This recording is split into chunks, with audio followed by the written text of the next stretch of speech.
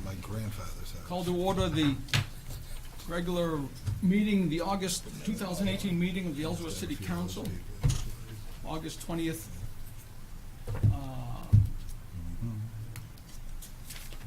First item, before we get to it, just want to make sure anyone that has pagers, telephones, bird whistles, Twitters, tweeters, or whatever, to turn them off if you would, please. Item 2, Pledge of Allegiance.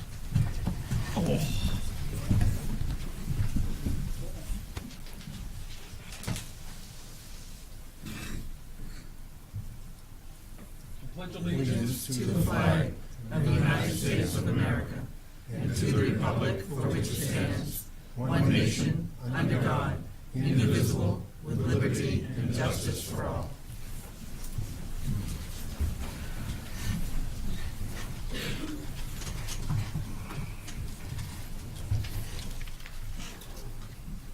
Item 3, Rules of Order.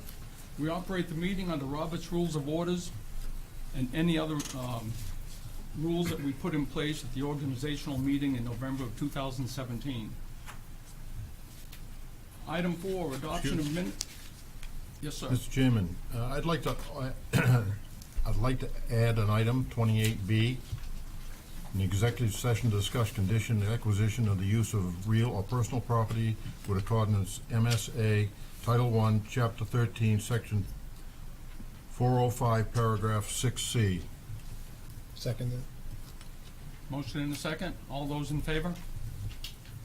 Unanimous. Thank you. So added. Item 4, adoption of minutes from the following meetings of the Ellsworth City Council. May 21st, 2018, regular monthly meeting, which was tabled from the June 18th, 2018 regular council meeting. June 18th, 2018, regular monthly meeting. July 16th, 2018, regular monthly meeting. And the August 3rd, 2018, special meeting.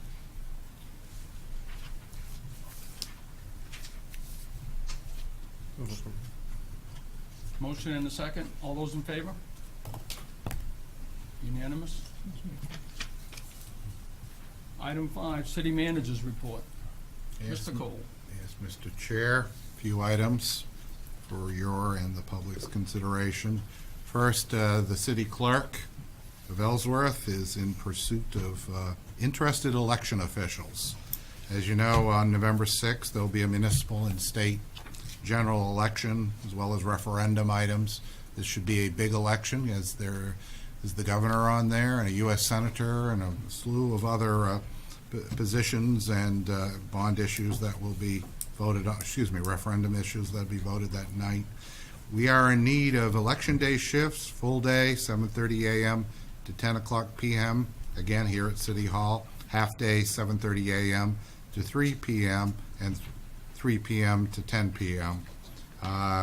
Election officials must be at least 18 years old, registered to vote, a resident of Hancock County, and they are compensated. And if anyone in the public is interested, please contact City Clerk Heidi Grindle at 667-2563, extension 129. Next item is there will be on Saturday, August 25th, here in Ellsworth at the high school, a household hazardous waste and universal waste collection day. To participate in this event, which is sponsored by the Hancock County Planning Commission, it covers numerous towns, and you must go to your town office to pre-register to take part in this event. Hazardous waste includes things such as acids, adhesive solvents, antifreeze, auto fluids, chemicals, all the good stuff.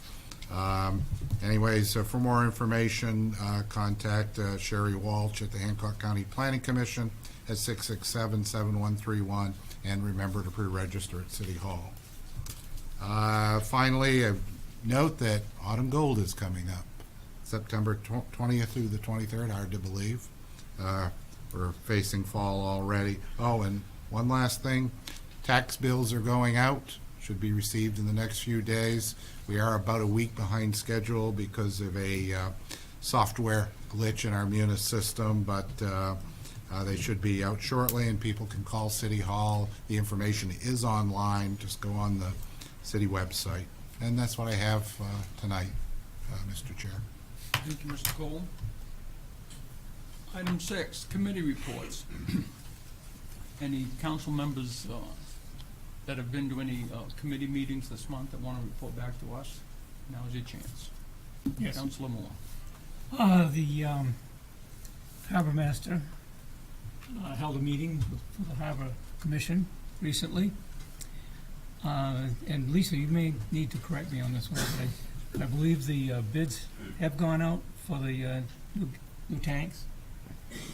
And so if everything goes well, it'll be on the agenda for September for us to vote on. Gas sales for July were very good. In fact, they had to order gas twice that month. They sold 2,515 gallons. And the neat thing is that the gas we're using or selling now is ethanol-free. And voters are very excited about that. If you want to go down and load up your lawnmowers. But we're all very, very eager to be able to sell diesel, hopefully next summer. That'll be nice. The Rotary Club was looking into and has been given the okay to plant some trees or shrubs over near the old wastewater pump station, kind of as a visual barrier to some of that. The harbor master reports that 8 transient boaters used our facilities so far this month. They pay pretty good price to spend some time there. The Death Right Foundation held a fundraiser on July 30th, and the harbor master said that it was a success, which was good. It's nice to see the park being used like that. And nearly all the new rails have been installed in the gazebo. In case you didn't know, they discovered that most of the rails were advanced state of decomposition and possessed a potential danger, so that they've been replaced with nearly indestructible rails. So that's all we got now. Thank you. Mr. Fortier. One little addition to the harbor report was today you had a band that is going to perform in Bangor in the big music festival coming up that came down and used our gazebo to practice in an outdoor environment up near the water to see how they sounded. I happened to be at lunchtime. They sounded pretty good.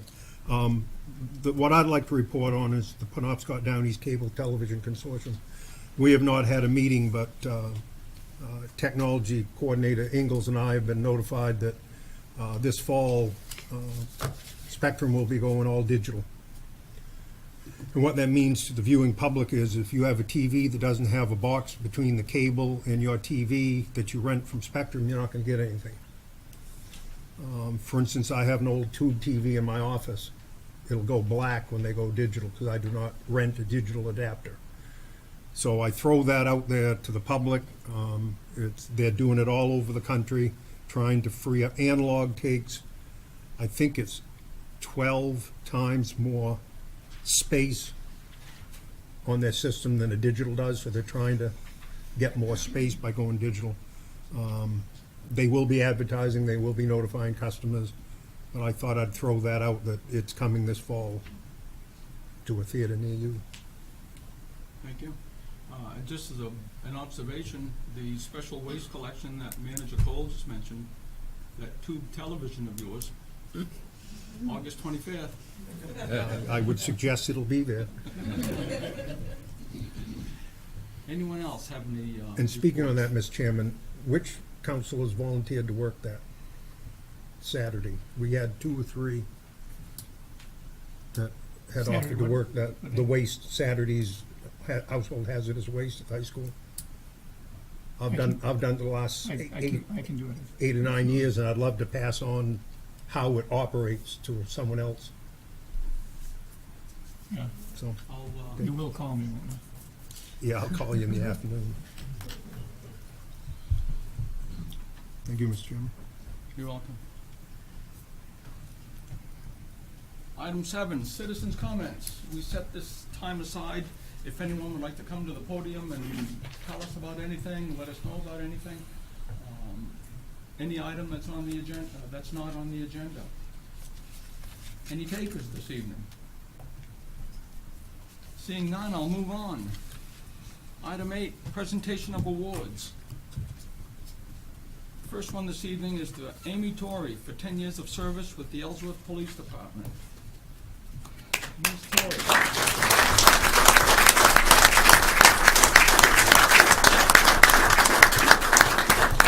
Certificate that reads, the City of Ellsworth proudly presents this certificate of service to Amy Torrey in recognition of your 10 years of service as a police officer for the Ellsworth Police Department. Your devotion to duty and loyalty to the community have contributed to the improvement of the City of Ellsworth. Presented this 20th day of August 2018, David A. Cole, City Manager, and Heidi Noel Grindle, City Clerk.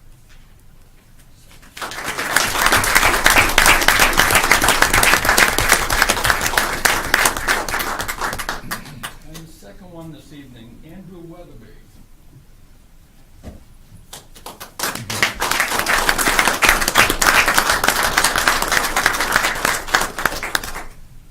Andrew, the City of Ellsworth proudly presents this certificate of service to you in recognition of your 10 years of service as a police officer for the Ellsworth Police Department. Your devotion to duty and loyalty to the community have contributed to the improvement of the City of Ellsworth. Presented this 20th day of August 2018, David A. Cole, City Manager, and Heidi Noel Grindle, City Clerk.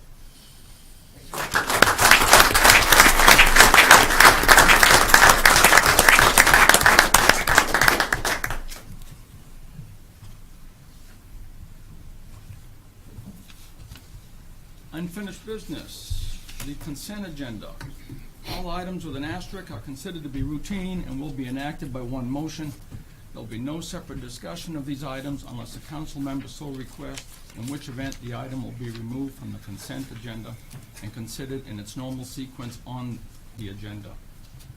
Item 9, Council Order Number 081802, request of the Tax Collector Deputy Treasurer to initiate civil actions in the name of the City of Ellsworth for the purpose of collecting delinquent personal property taxes.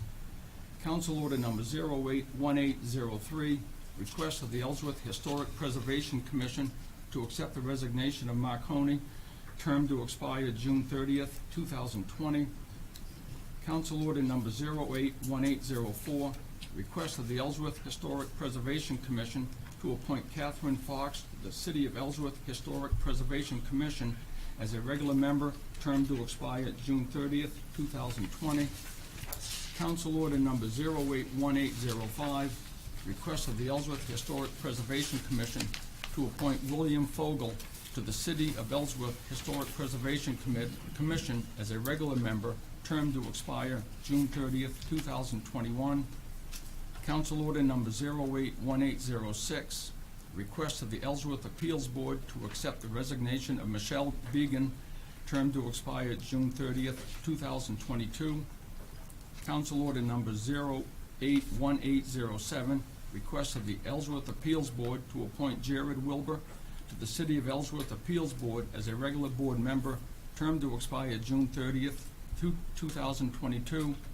And lastly, Council Order Number 081808, request of the Ellsworth Recreation Commission to accept the resignation of Tammy Moat, term to expire June 30th, 2019. Any council members wish to have any of these pulled from the consent agenda? Seeing none, So I'll moved, accept Mr. the Chairman. motion. Second. Motion and second, all those in favor? Unanimous? I would say, just a quick addition, that I read this really quickly and I saw, accept the resignation of Tammy Moore. I said, what?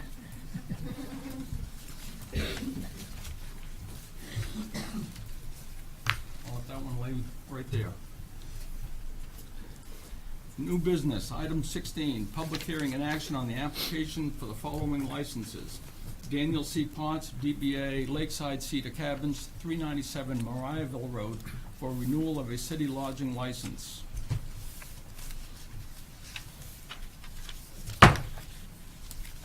This is the public hearing for this license application.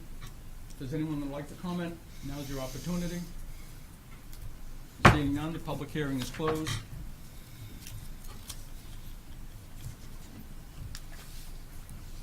Move approval, Mr. Chairman. Daniel Potts, EBA Lakeside Cedar Cabins. Second.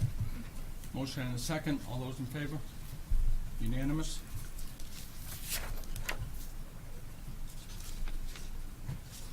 Second item, Barb and Kevin Buzza, DBA Silver Saint Sanctuary, 33 Birch Avenue, for renewal of a city lodging license. Madam Clerk, these are all set, correct?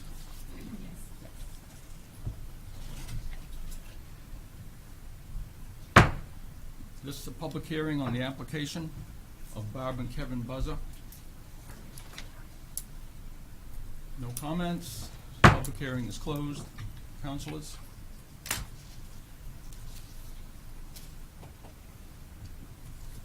Move to approve the application of Barb and Kevin Buzza, DBA Silver Saint Sanctuary. Second. Motion and a second. All those in favor? Unanimous. Motion approved. Item 17, Council Order Number 081809, request of the Public Works Director to award the hot mix asphalt contract for maintenance paving and authorize the city manager to sign all necessary agreements. Good evening, councilors. Lisa Sekulich, Public Works Director.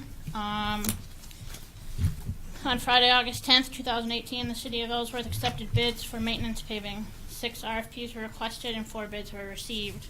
Attached is a copy of the summary, the bids in your package.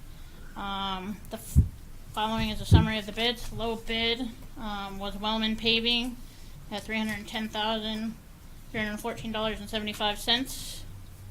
The second lowest bid was by Lane Construction Corp., $310,619.75. The low bidder Wellman was only low by $305. Attached for your review, since Wellman has not done any work for the city in the past, is some municipal references. And Lane Construction, I think everyone's familiar with and has done a lot of work for the city in the past. So I guess it's up to you guys to tell us who or how you would like to award the paving contract. I left it open. Councilors, discussion? Well, I don't know anything about Wellman. His references spoke well of him, though.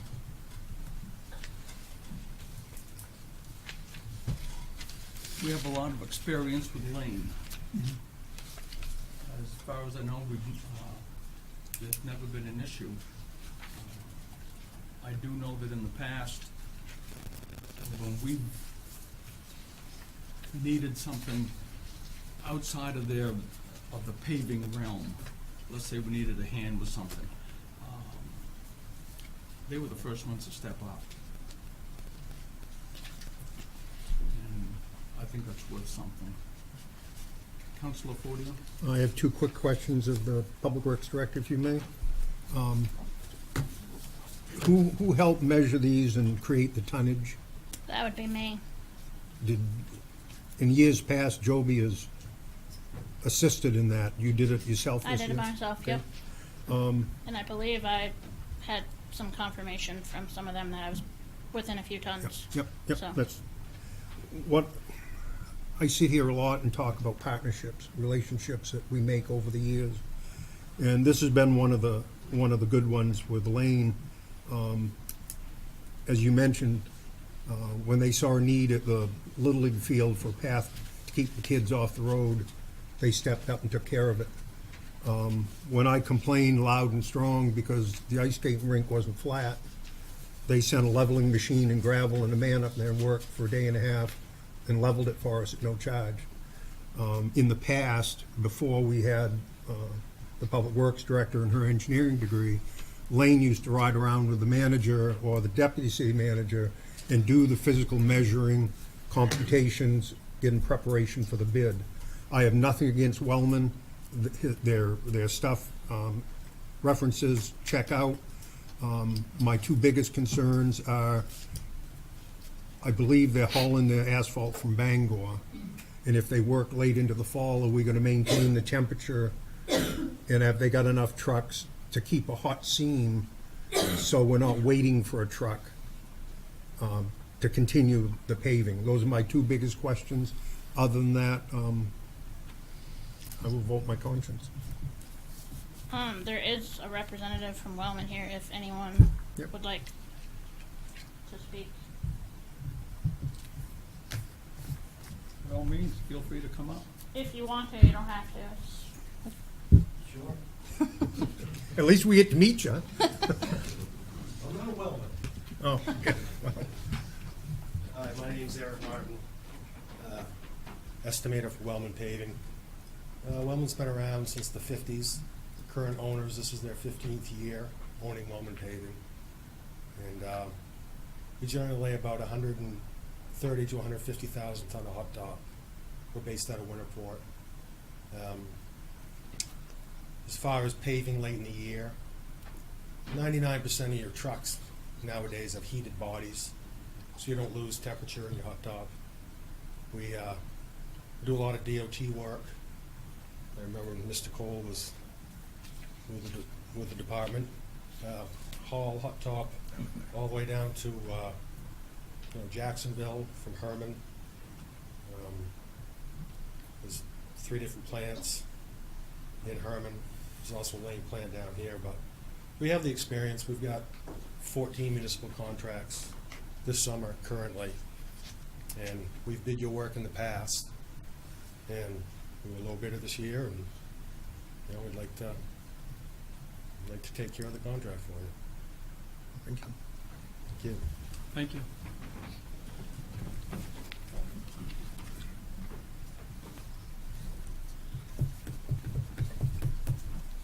Councilors, any other thought?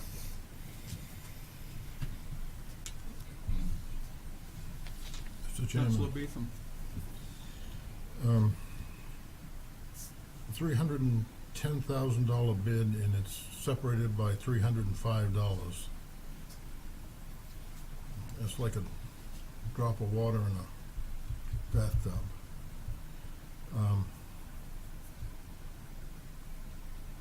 As Councilor Fortier has alluded to, we have, over the past, developed a very strong relationship with Lane.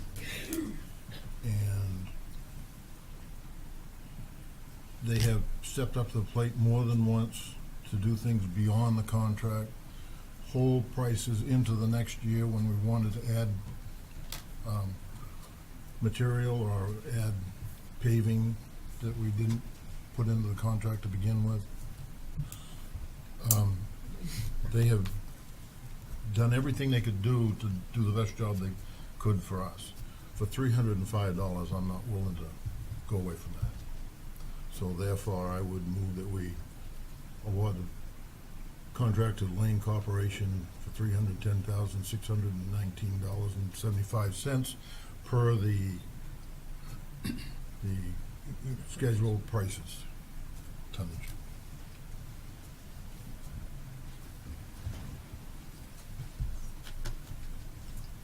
I would Is second there a it. second? I would second. Motion and a second. Further discussion? Mr. Chairman, if I may, Yes. sometimes I wonder why we have a bid process. When we come to council and start discussing whether we're gonna accept bids, and there are times when we go sole source, other times where we have maybe some pretty good reasons to stay away from certain vendors. I don't see that in any of the paperwork here, and all of the municipal recommendations that I've read are very favorable to the Wellman Company. I think they bid in good faith. And whether it's $305 or $5, they are the low bidder. And there are people sitting at this table who, over the years that I've been here, have fought rigorously to maintain this low bid process. And I hate to see them changing their minds now, but there's nothing in here about, did you have a good relationship with the city? Have you worked with the city before? Have you partnered with us on certain projects? And I think that if that was going to be part of it, that should be part of what we're advertising. So I can't support this based on those things. Simply a matter of principle. Thank you, Counselor. Thank you.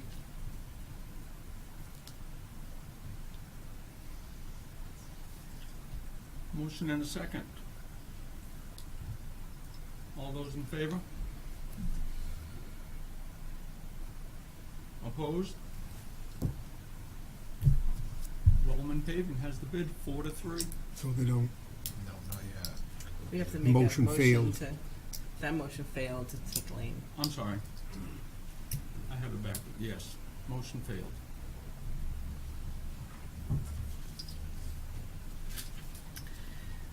Counselor? I'd like to make a motion I'd like to move to approve the request of the Public Works Director to award the 2018 maintenance paving contract to Wellman Paving Incorporated for a price of $310,314.75 per the attached pricing. The contract amount to be funded from the local roads capital improvement account. Second.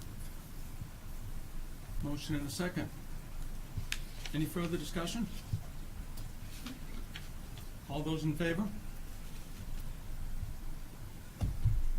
Unanimous. and I'd like to say I look forward to building a new relationship. Not me. No, you'll be gone. Thank you very much. Moving on, item 18, Council Order Number 081810.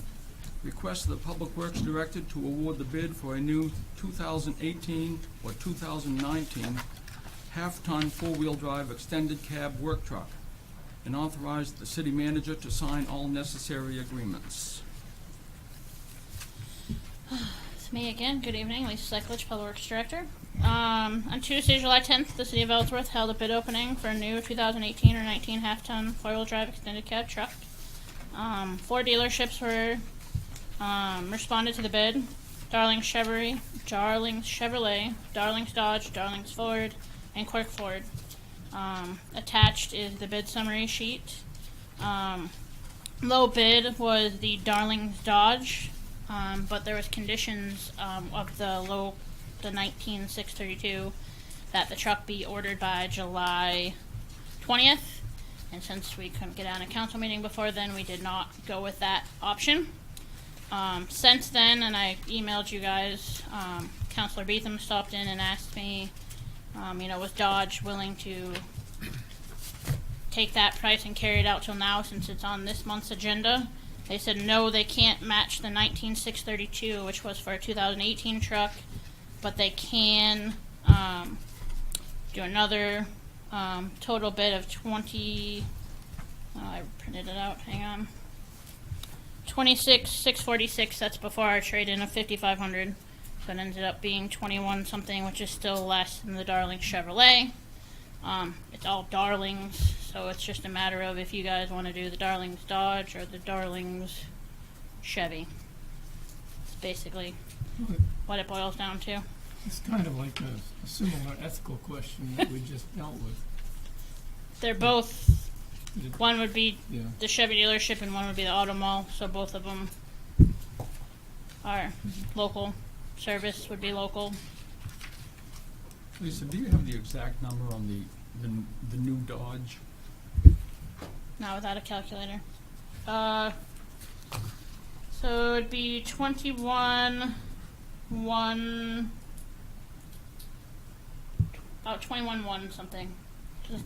Right? Okay, I had 21,146. I Yeah. just want to. Yep. All right. Trying to do math on the spot, sorry.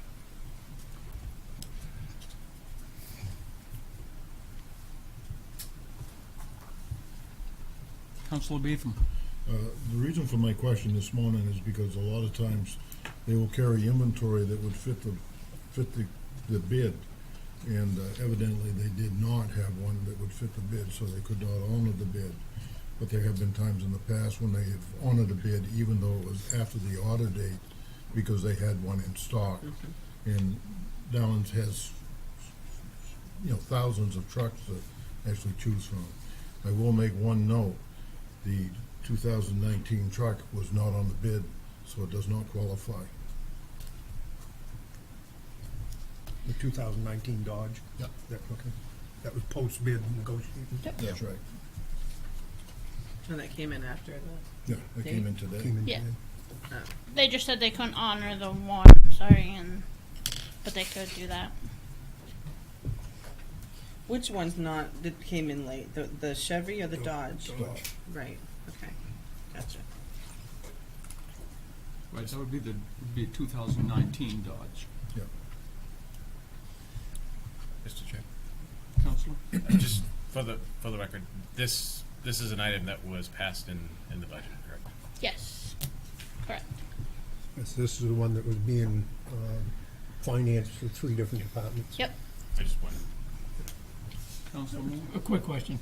Is it perhaps a mistake to list Dowling's Dodge as Bangor? Were you dealing Well- with Ellsworth? Bangor is where their commercial services and their commercial people are the ones that put the price together. Oh. But reality is it's Darling's Auto Mall. I thought it was work that had been It's done. that's where the servicing would be, is here in Ellsworth. Even though Okay. their commercial people out of Bangor put the price together. Commercial offices. Yeah. Question, Mr. Chairman. On the Chevrolet bid sheet, it says it's gonna take, they crossed it out, and it's gonna take 8 to 10 weeks to get. All of them say 8 to 10 weeks, yeah. Then how can they give us a VIN number for the unit that they're selling us? On the bid sheet, clear as mud, they give us the VIN number. Is that maybe a truck on order? That's the trade-in. That's our trade-in. That's VIN the number. trade-in. Yeah. Right. Okay, 2006 Chevy. Yeah, we've known that number for 12 years. yeah. Mr. Chairman, I'd move to award the bid to Dowling Chevrolet at a final price after trade-in of $21,146. No, that's the Dodge. Oh, 2206. yeah, I'm trying to get the 22069. 22061. 22069. Second. Motion and a second. Further discussion? All those in favor? Opposed? Abstention. Standing by. Mr. Beacom? Abstention. Yes. Motion passes. 6 in favor, 1 abstention. Let's just give it to their names. And the quirks of their cousins. Item 19, Council Order Number 081811, request of the Water Department to approve a contract with Woodard and Curran to develop a hydraulic model for the Water Department at a cost of $30,000 to be funded through the Maine Drinking Water Capacity Development Grant of $15,000 in the Water Department budget, and authorize the city manager to sign all necessary agreements. Good evening, Reggie Winslow, Superintendent for the department. So I asked Woodard and Curran a while back to give us a hydraulic model of our system. The system they have on file is out of date. It can no longer be calibrated. So we have them working on a new one. So it'll be $30,000. So we'll get reimbursed half through the state revolving fund. The last time this was done was 2001 or 2002. And we're hoping that with this being done, we'll be able to get a better idea of how to move some water around town, check out our problem areas, and hopefully have the tanks keep up with the daily demand.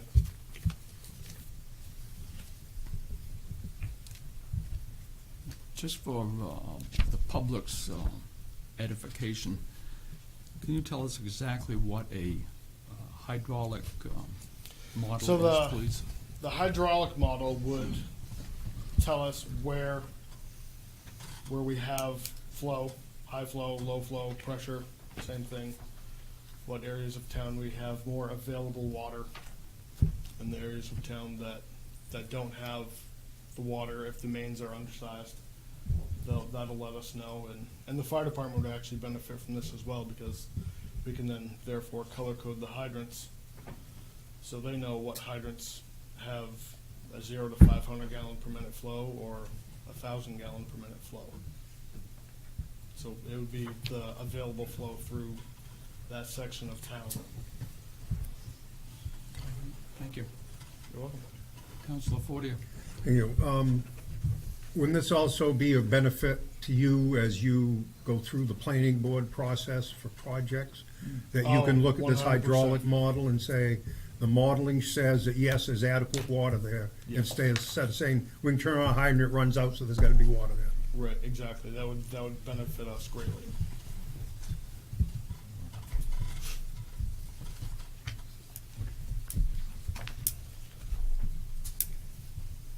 Any other comments or discussion?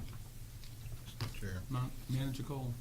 The same principle would apply to economic development, because people locating here also need to know what water pressure is as well, and it's a quick model to be responsive on that end as well. Thank you. One last Yes, sir. housekeeping. The copy I have on my iPad has a big black draft across it. Has that been changed? Is this the final document for the contract? That would be That's just the final. draft that they submitted for us to review. It'll be finalized once we decide, yes or no. Thank you. That's all I have. Is there a motion? Mr. Chairman, move to approve the request of the Water Department Superintendent to enter into a contract with Woodard and Curran to develop a hydraulic model at a cost not to exceed $30,000.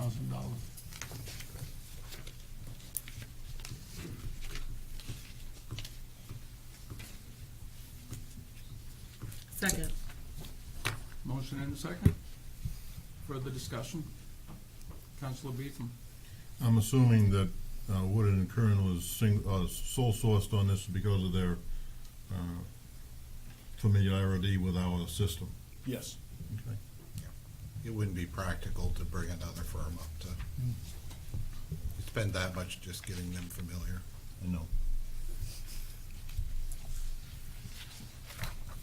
Mr. Chair, for the public's sake, I think it needs to be mentioned too, maybe not in the motion, but the main drinking water capacity development grant of 15,000 is gonna help a lot in this project, so. Should I have added that in? I'm sorry? Should I have added that into the?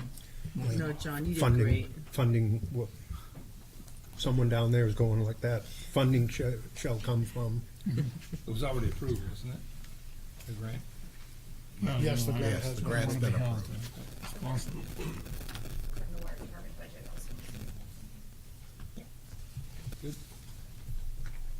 All those in favor? Unanimous? We'll be getting a new model in. Thank you. Item 20, Council Order Number 081812. Request of the Water Department to award a bid for the water storage tank improvement project and to authorize the city manager to sign all necessary agreements. Mr. Winslow. So part of this project is to install cathodic protection inside of our tanks. Basically what that is the water that we produce attacks the metal inside the tanks, the fiberglass. So by installing this cathodic protection, the water will then attack the rod that is put in place instead of the tank itself. Another part of this is the addition of chlorine and mixers at the two standpipes, State Street up behind the high school and the one on High Street. So by adding the chlorine, we can then reduce the dosage of chlorine that is put in at the treatment plant, which will help reduce our disinfection byproducts. By doing that, it reduces the contact time that the chlorine has with the water, creating less THMs and haloacidic acids. And then we can reintroduce new chlorine into the system, making us in compliance with the state standards. The mixers would be to help keep the water moving in the tanks and keeping it fresh. We had a bid opening on August 15th. We had one bid received by Penta. Our original estimate for the project cost was $745,000. The bid came in at $760,500, which is still very reasonable. If I might add, Mr. Chair, Yes. this has been packaged in the same SRF bond from the state that included the utility upgrades out on State Street, and I believe we came under on that. Yes. So as a package, we're still very comfortable. Thank you. Councilors, questions? Mr. Fortier. One question and a comment. Comment is since we started down this road in 2016, there'll only be $15,000 over projection is remarkable to me. Number two are we gonna be capable of providing adequate water to the Jack's facility while we're working on that tank? Yes. You can only take one tank down at a time. Okay. And I'm familiar, we've had cathodic rods in the fire service tanks for decades, and I think the chief is nodding his head, they probably save a lot of maintenance on the tanks. Oh, yes, I do. Thank you. So and I'd like to add the cathodic protection will actually be getting installed on all three of our storage tanks. The Delwood Hill storage tank as well. Manager Cole. Councilor Fortier mentioned that this has been on the table since 2016. I just want to remind the public, in this particular case, we put this off for a year so that the water department could focus on building the pump station to support Jackson Laboratory. So that was a year very well spent, and that all worked out well. And the fact that it came in where it did, that all was good planning on the water department's part. Thank you. Any other comment? Is there a motion?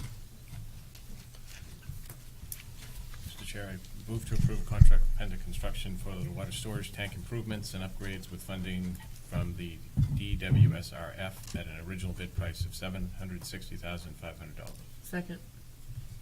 Motion and a second. Any further discussion? All those in favor? Unanimous? Thank you very much. Thank you, Reggie.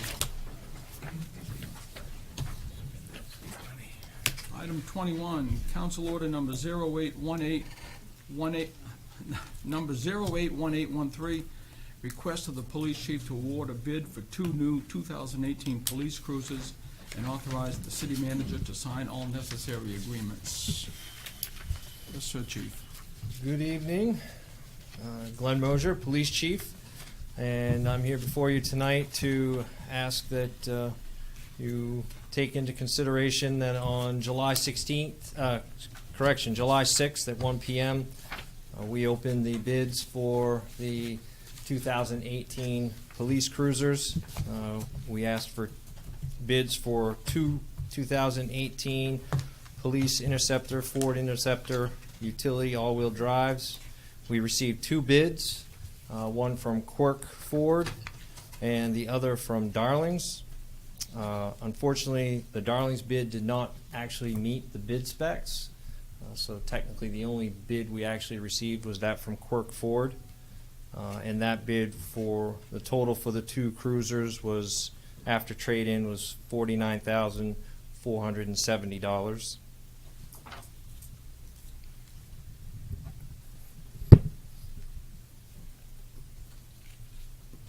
Counselor Hamilton. Again, just for the record, this is in the budget, this was a budgeted. Yes, this is a budgetary approved, yes.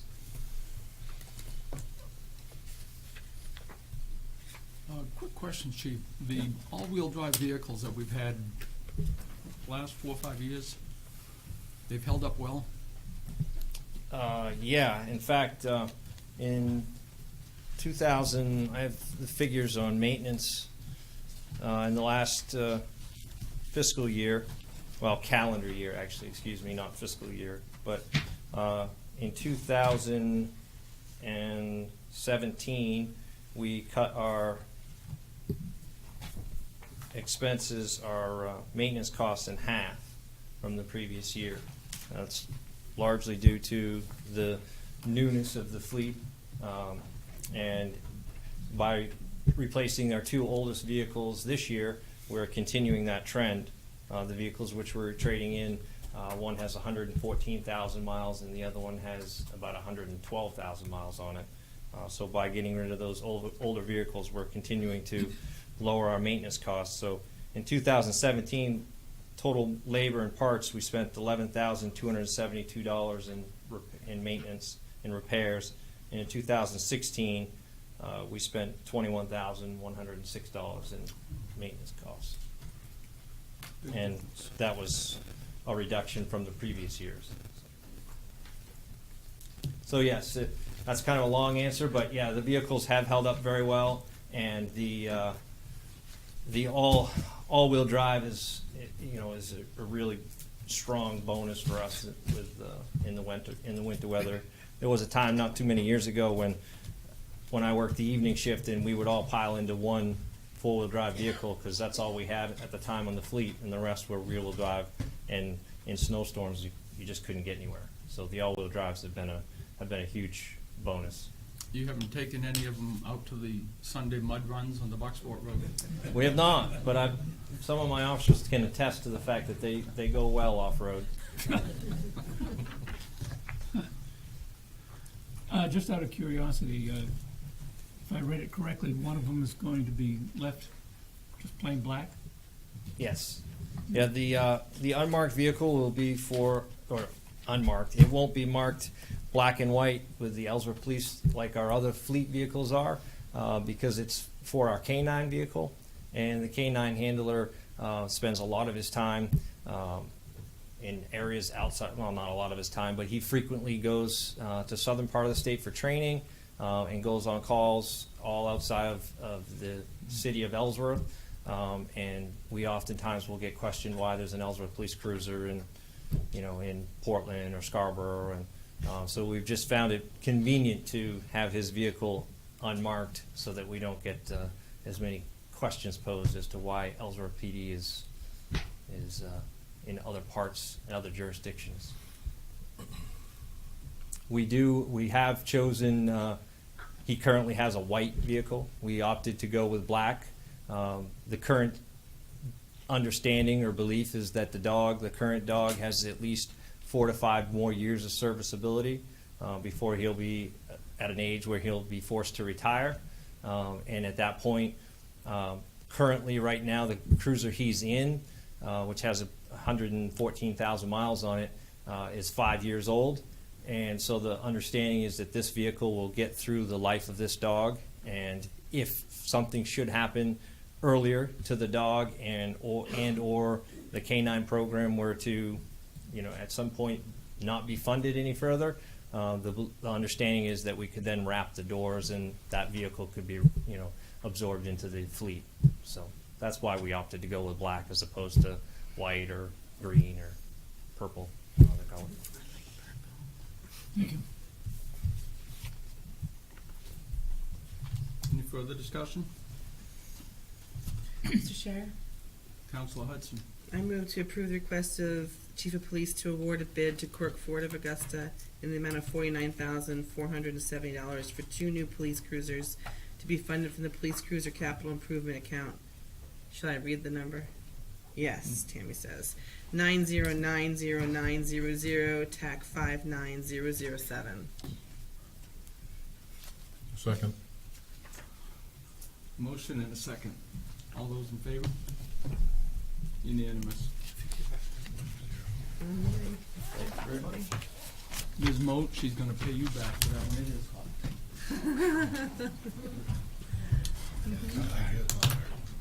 Those guys standing over there with Kevlar on, Right. they were dying. Thanks, gang.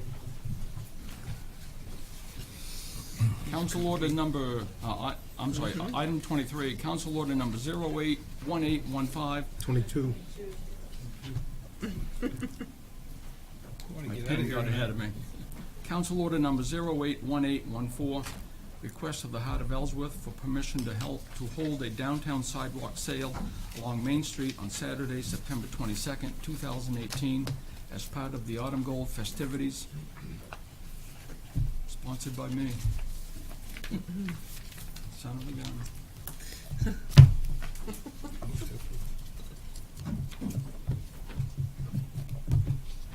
Ms. Romano.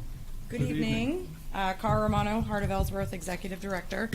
I believe this evening you folks have a handout in your packet entitled Sidewalk Sale. It's an event that Heart of Ellsworth would like to support Autumn Gold celebration with this year, to try out, to see if this can become an annual event. In order to support downtown and also the merchants in downtown, we'd like to have a sidewalk sale that would be on the Saturday, September 22nd, with the tentative hours of 9 a.m. to 5 p.m.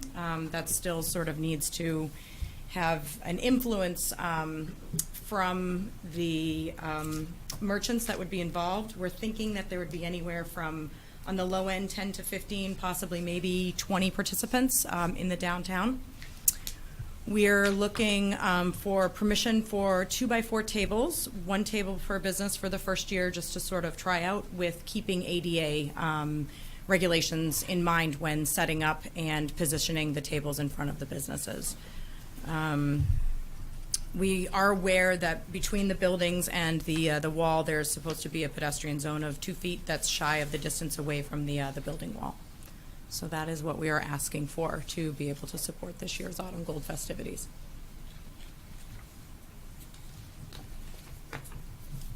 Councilors, any questions?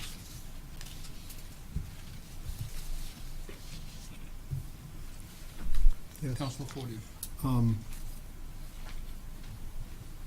I don't think that I want to lock them into one 2x4 table for a store that has 35 feet of sidewalk.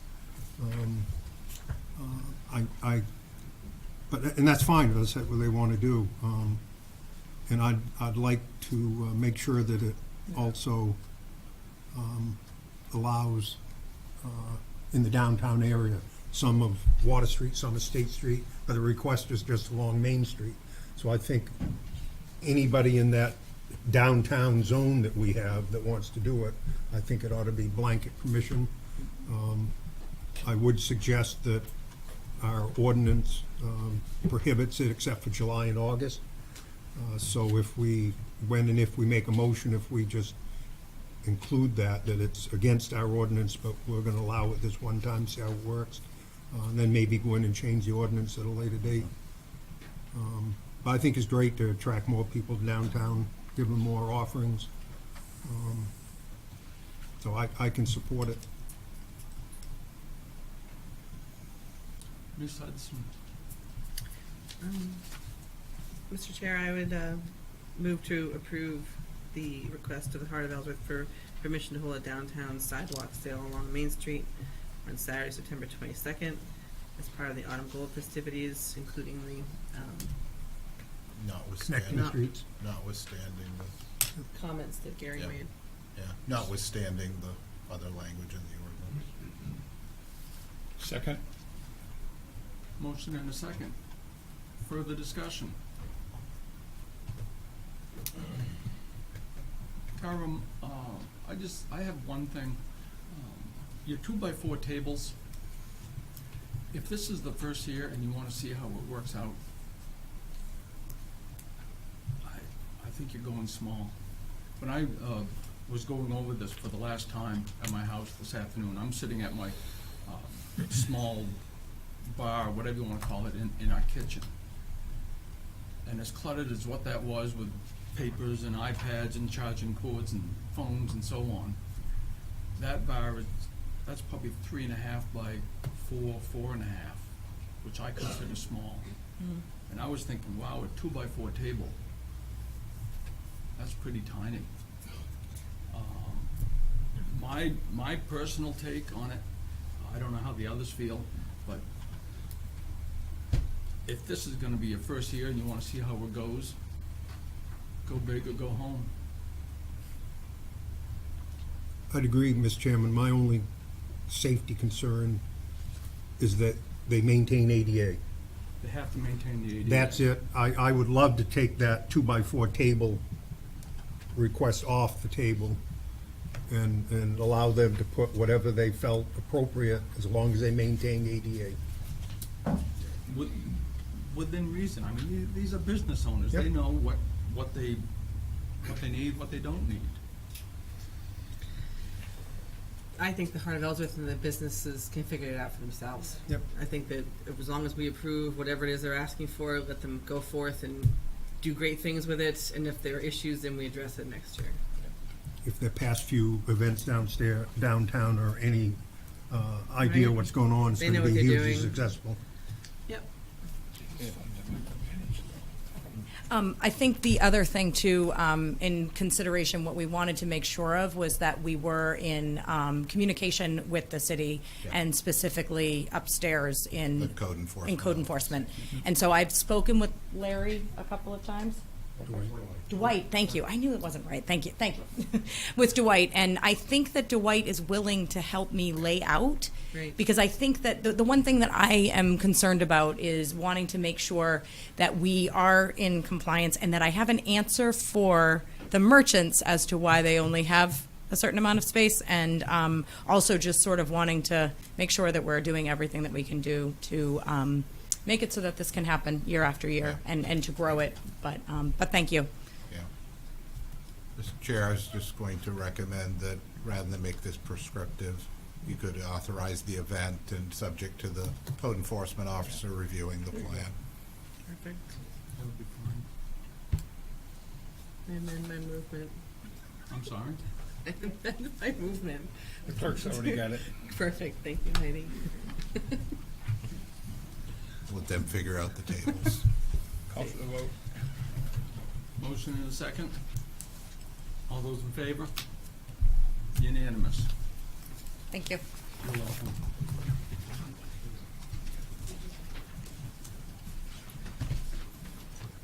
Council Order Number 081815, discussion and possible action on emergency medical services and educational opportunities for Ellsworth Public Safety personnel, sponsored by the chairman.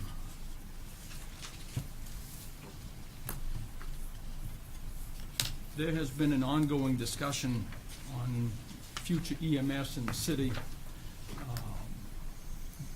It started, do we need to look at it? Should we look at it? We decided to look at it. I formed a committee April or so, even though we had been informally talking about it before, of myself, Councilor Fortier, and Councilor Beetham. Also included the chiefs Tupper and Mosier on this committee, and we've met several times. Councilor Fortier has been the one taking the minutes, putting the meetings together, and prepared the write-up tonight. So I'm going to defer to him and let him open this discussion and catch us up to it, where we've been so far. Thank you, Mr. Chairman. Year and a half or so ago, some discussion in-house at the rank and file level that they were seeing things, both fire and police, incidents in the field where they were distressed with outcomes.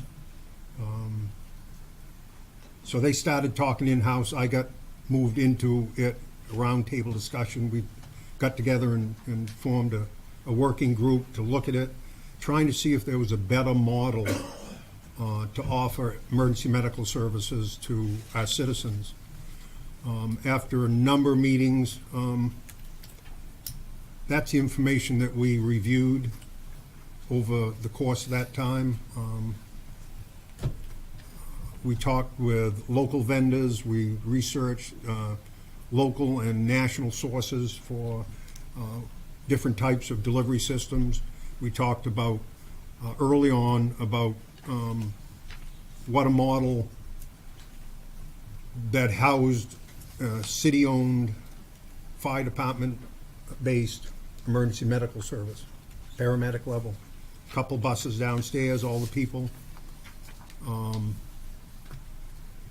And early on, I think we kind of felt that that probably wasn't an affordable model at this time in Ellsworth. So we started looking other ways. We looked at agreements with Capital Ambulance in the city of Brewer. Other communities, they're up in, I think, 3 or 4 other communities north of Bangor and west of Bangor. The fire service looked at housing, came up with some estimates and some plans on what they could do to shift a few things around downstairs. Going from a shoebox to sardine cans, actually. They were getting really small units down there. They were willing to do it to see if this was a good model to work for a couple of years. As some of you know, we're also looking at the possibility of building a public safety building. This type of a model would allow us to work with it a little bit to see whether that's a proper place for an ambulance service in a public safety building, or whether we want to just back away and let private enterprise take care of it. As you said, I think it was in May, you appointed a formal committee because we were starting to look at costs and budget was coming up. We met on June 11th to make our schedule and do our ground rules. We met on June 19th, July 10th, July 24th, August 7th. Also met on July 31st for a workshop with Scott Smith from Atlantic Partners and Eastern Maine Community College. Chief Tupple will speak to that on the second half of this. We have kept, the city clerk has all the minutes, all the handouts on file. We've kept all the committee members, Manager Cole, John Partridge from County Ambulance, and Joe Kellner from Capital Ambulance, in touch. They get a copy of the minutes and the handouts if they're not in the room at the time, which they have had reps on most of them. At our last meeting, the committee voted unanimously to forward the request for proposals to the manager and legal for comments. The manager, rightfully so, said, well, let's run this by the council before we take that legal step and spend money. So it is in front of you tonight, a request to send this to legal, and when it comes back out for a public offering, the request is to house up to 2 paramedic level ambulances in the fire station downstairs, fully staffed by the vendor. We will supply housing. They will take care of their expenses. The successful vendor will pay the estimated $8,000 to renovate a couple of bedrooms to make them dual bed sleeping areas. They would be required to help us meet our continuing education units. We would co-train together, and I say we, the city staff, and they would be cross-trained to assist on fire grounds, not in fire building, but there's R&R, rest and recreation, relaxation. You can help change air tanks. There's a host of things that they could do on the fire ground, traffic control. There also a request or a desire by our law enforcement personnel to train together so that the fire, EMS, and law enforcement would know what to do in an active shooter. We all know our jobs. This is what we do. Try to work as a cohesive unit, train together. We have a program, or the fire service has a program downstairs that could help them understand the road system in Ellsworth. They have a study packet down there that they could sit there and learn the roads in Ellsworth to help better their response time. So there's all sorts of positives about getting, once again, a partnership with a vendor and working side by side. So that's how we got here. This has not been up from the top to the bottom project. This has come from our employees in the field that saw an issue and wanted to try to fix it. So I commend fire and police. We've had really good input from both groups. They're passionate about it on both sides. And I give you the RFP. Anything else I can tell you, let me know. Thank you, Counselor. Any questions?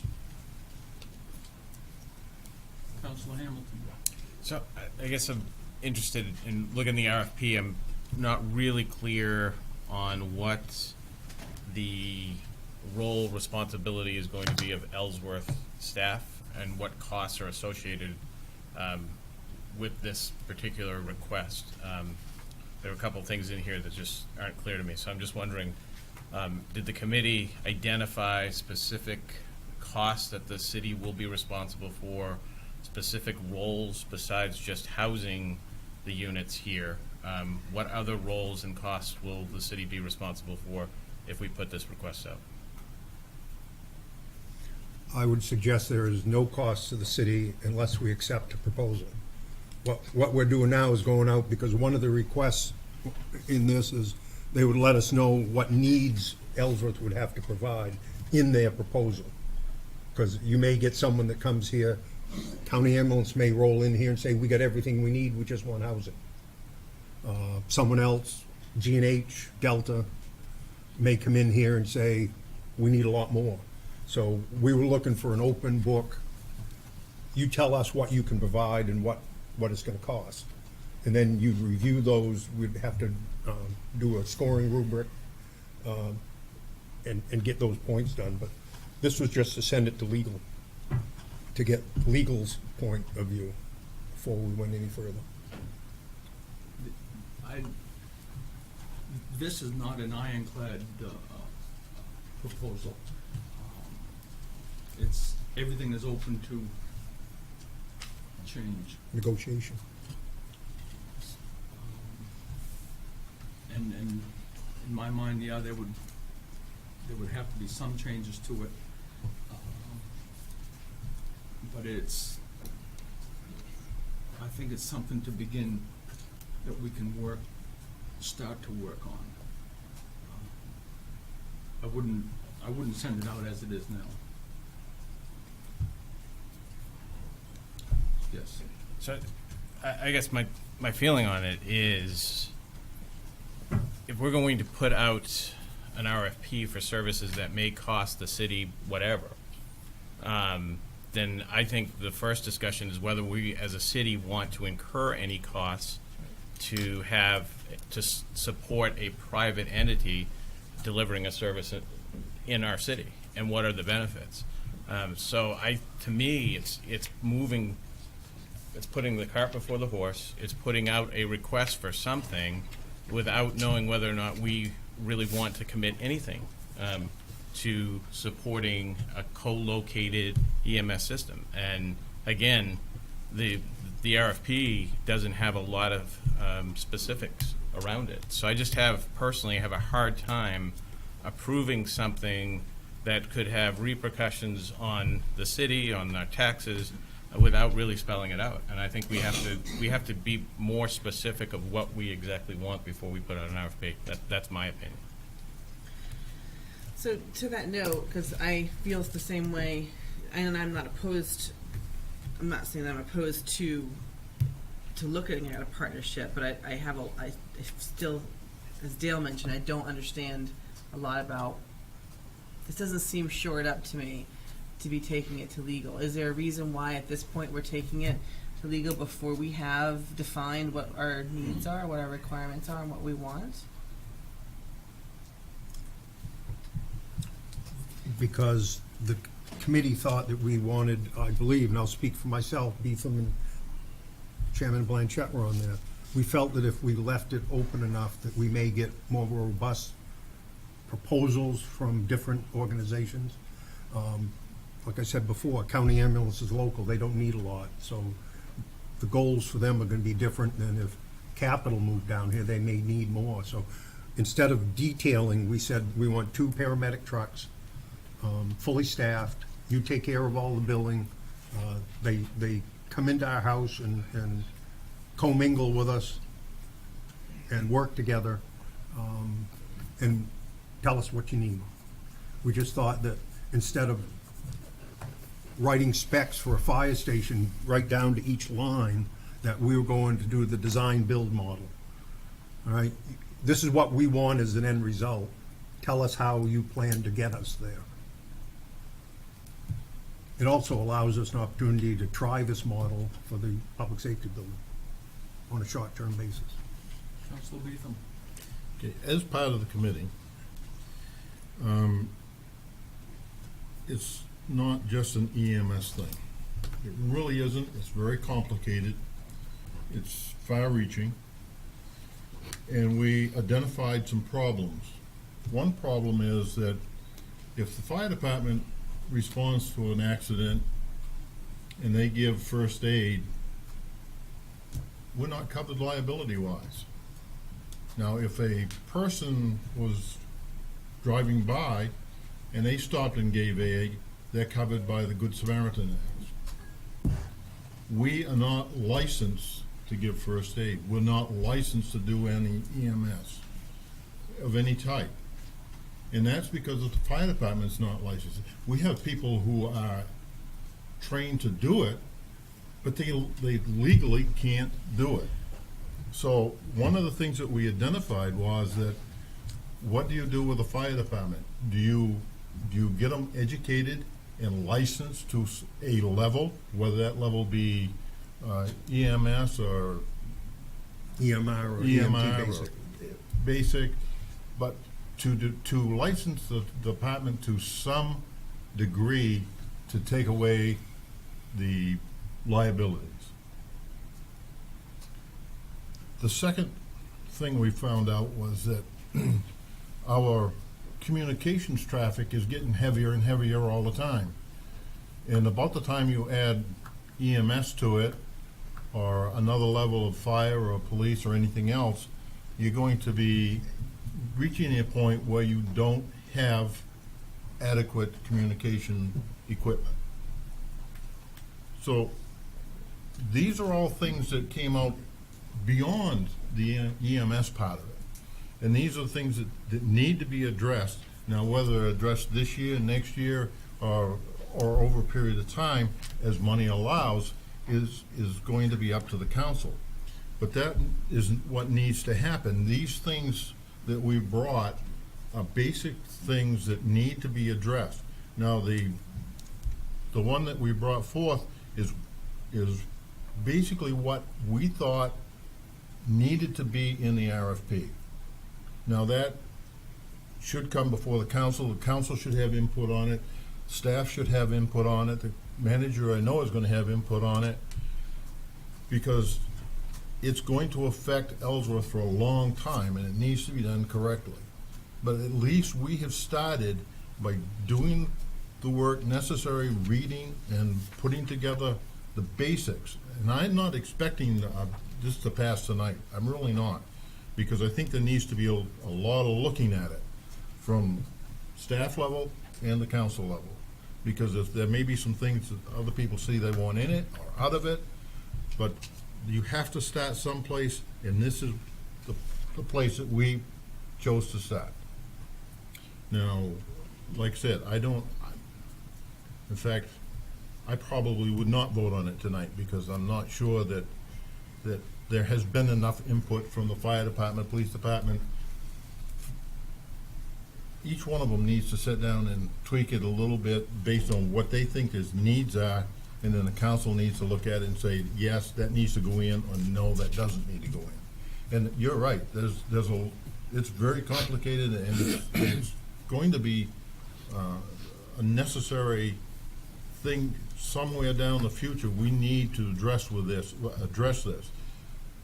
Gary's was saying that this is an opportunity because we're in a situation where we have a chance to put a couple of units in our fire department to see how it works, how complicated it would be to have them in there, or whether they should be or shouldn't be in there. I mean, on the street, most people that you talk to support EMS. They say they want that ambulance to show up when they call.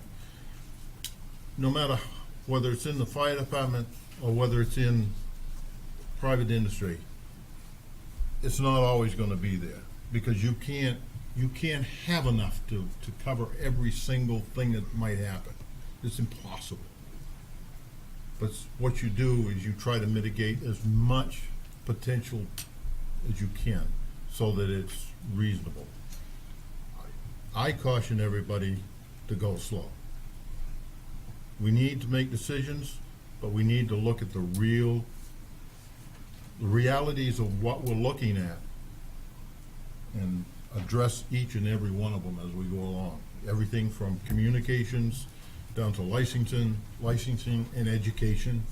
But all of those things cost money. So if you can find a partner that can help you with a lot of that stuff, that may be a good scenario to go. Thank you. I voted to bring this forward to the full council because there were 3 of us on the committee. And we had some good ideas. We turned down some ideas that we thought were not so good. But in the back of my head, I knew that there were 4 more people up here that could give us some really good ideas. And to vote on this tonight, I think would be give the wrong signal without getting the input of the other 4 and input from people that those 4 also want to hear from. They may have other ideas or other people. They may say, have you talked to so-and-so? And that was the reason I voted to bring it forward to council level. Councilor Beetham. When we started this process, the committee, the goal was to bring it before the council in July, and then they said, no, that's really not really realistic. Maybe we should bring it before the council in August.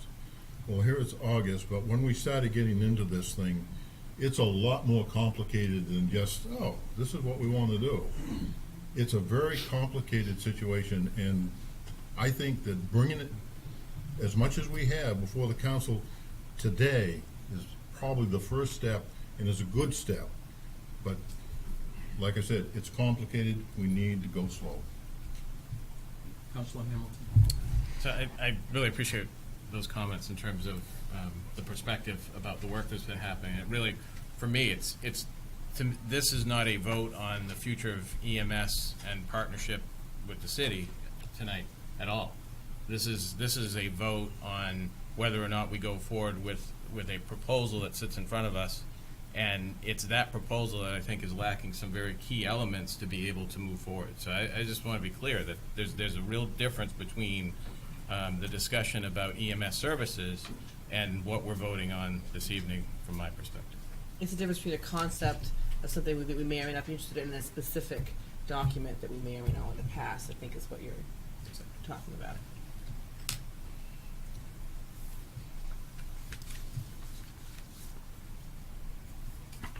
Councilor. Mr. Chairman, I would like to echo Councilor Beetham's warning to go slow. I would even suggest that we back up.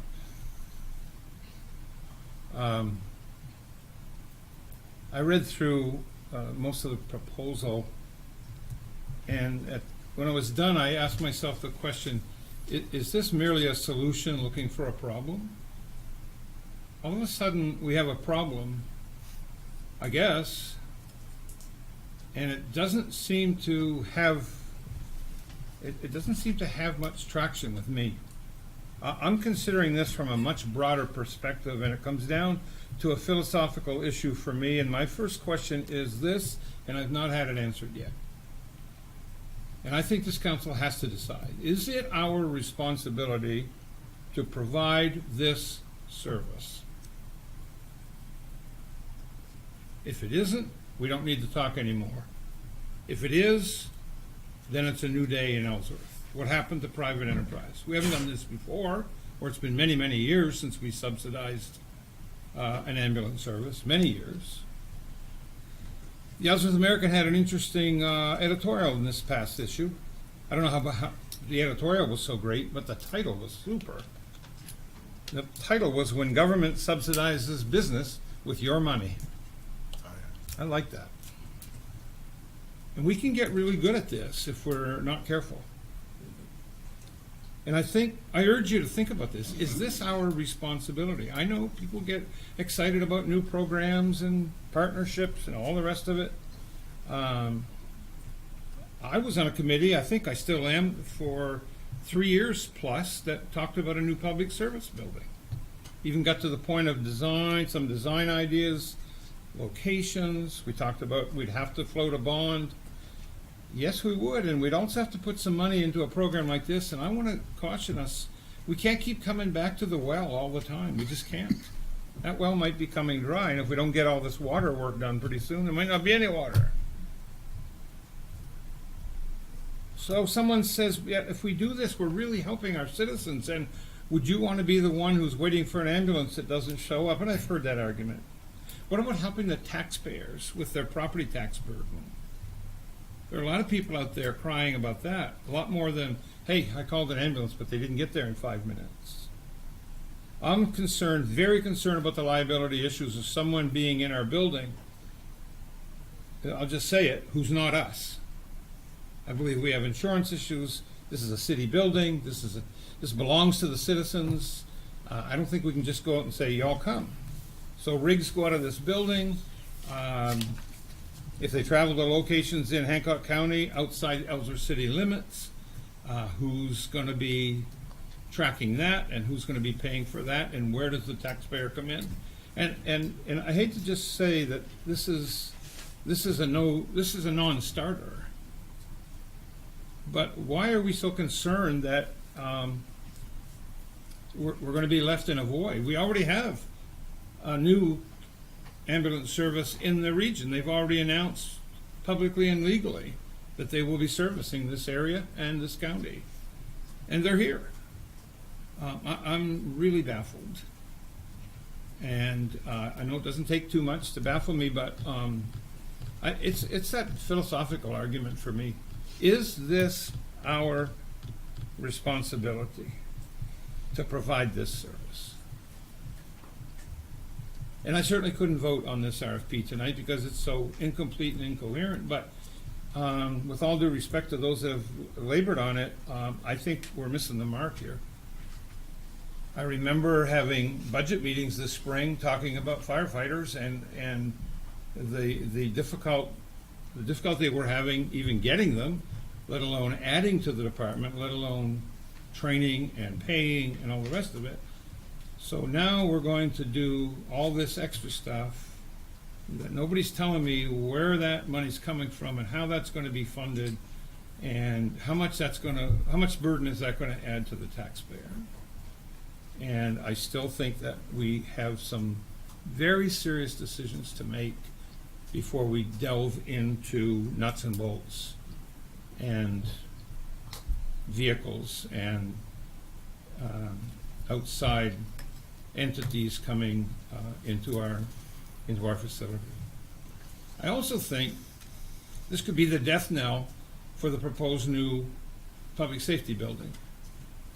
And I also think if we plan this properly, we might be able to cut down on the size and scope of the public safety building because when moving some of our departments out of here, and moving them into the new building, it's gonna free up some space here, then we might be in a place where we could talk about using some facility or leasing some facility or whatever, some of our facility.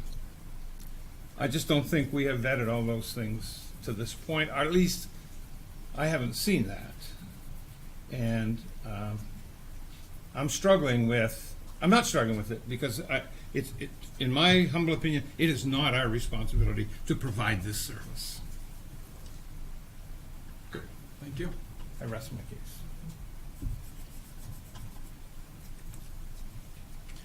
Anything further?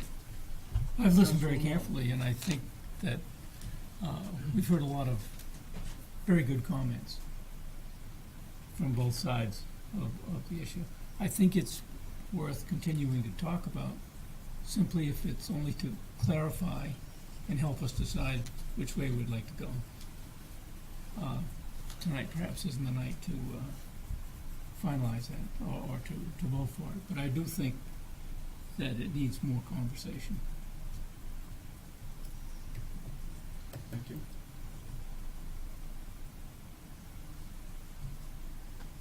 Further comment or discussion? Councilor Fortier. No disrespect intent. I certainly hope it's none of our loved ones that sit on High Street for an hour and a half the other day waiting for Bar Harbor ambulance to come take them to Maine Coast Memorial.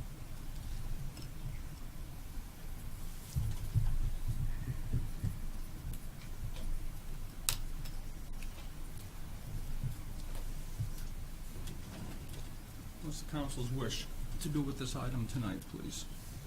Mr. Chairman, in the middle of this, remember we have a second half to this on education.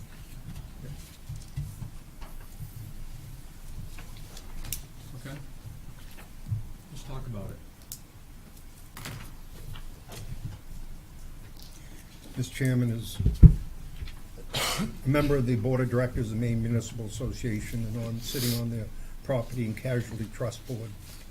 I've been informed by staff that if our fire service or police department goes out and initiates first aid on the dying on the side of the road, our liability will not cover because we are not a licensed responder unit. So I will turn it over to Chief Tupper, who has worked on this portion of it.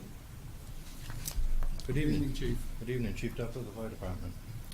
If I may, before I get into the training, I'd like to add a couple of my own comments to what you've been discussing tonight. I think it's important for you to also consider these facts. I often ask people that come into the fire station what you expect for emergency services. A lot of times parents will bring their kids in for a tour, and as the staff is taking the kids around, I'll ask those adults, what do you expect when you dial 911? When you report your house on fire? And they always say, I expect all these fire apparatus, and I saw a list of roster members out on your board in the hallway, and I would assume that those people are coming as well. And I have to tell them honestly that on any given shift, I can promise them or guarantee them, you know how that works, 4 firefighters and most likely 2 apparatus, depending on the incident that's going. And frankly, they're usually quite shocked at that answer because they see all these apparatus downstairs and the list of people. The same thing I think can be said, and I don't want to speak for the police department, but I think can be said the same thing for them. Again, it's not an infinite resource pool to pull from, and I understand that fully. But an EMS falls into this same equation. And I think to you, Councilor Costway, I think, and I think Mr. Beetham said it, that when people do request emergency services, they expect something to show up. So my opinion to that is, yes, we do have a responsibility to make sure that that happens, because we're talking about emergency services, not something that can wait. And on the CMS topic, I do feel that very strongly that when you dial 911 or you call or however you communicate to the emergency services, that you do expect an ambulance to show up in a reasonable time. Councilor Fortier alluded to an incident that did happen on High Street just the other day, in fact this weekend, where an incident was happening at Freshies And the local ambulance was overwhelmed in resources, so they were out of position. And the closest ambulance that could be found to respond was Bar Harbor Ambulance out of Bar Harbor Fire. I don't know the intimate details to that call as to why that ambulance was needed, but it was needed, and it came, and it took care of the problem, transported the patient to Maine Coast. That's not a single incident. That happens frequently, not only in Ellsworth, but surrounding communities. In discussion with the RCC director, he has told me numerous times that an ambulance is needed in an X location, wherever that may be, and the resource is committed, the one that would be the first response to that, and he is searching throughout Hancock County trying to find an ambulance to respond. In fact, one not too long ago, he ended up getting Capital out of Bangor to respond to Deer Isle for an ambulance coverage. So this problem isn't the city of Ellsworth's problem. This is a much, much bigger problem than that.